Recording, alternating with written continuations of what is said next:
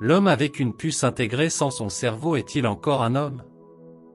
Cette question philosophique soulève de nombreux débats éthiques, moraux et juridiques.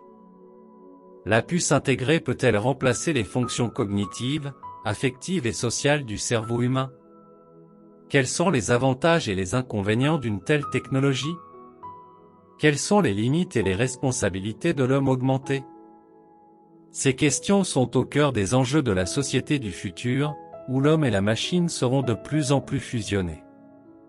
La puce intégrée dans le cerveau est une technologie qui vise à créer une interface directe entre le cerveau humain et un ordinateur, afin de permettre la communication, le contrôle ou l'amélioration des capacités cognitives, sensorielles ou motrices. 1234. Il existe différents types de puces intégrées dans le cerveau, selon le niveau d'invasivité, le nombre d'électrodes, la localisation et la fonctionnalité.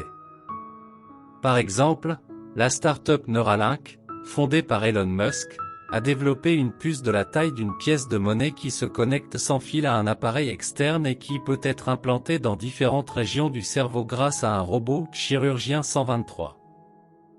Les applications potentielles de la puce intégrée dans le cerveau sont multiples et variées. Elles peuvent aller de la restauration ou l'amélioration de la vision, de l'audition, du mouvement ou de la mémoire, à la stimulation du cerveau pour traiter des maladies comme Parkinson, Alzheimer ou la dépression, en passant par la possibilité de contrôler des appareils externes par la pensée, comme un fauteuil roulant, un ordinateur ou un jeu vidéo. 1234.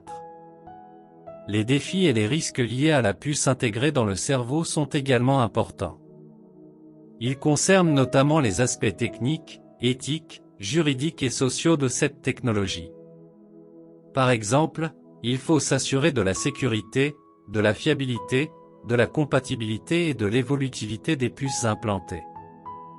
Il faut aussi se poser des questions sur le respect de la vie privée, de l'autonomie, de l'identité et de la dignité des personnes implantées. Il faut enfin réfléchir aux conséquences potentielles sur la société, comme l'émergence d'un fossé numérique entre les personnes augmentées et les autres, ou le risque d'une domination des intelligences artificielles sur les humains.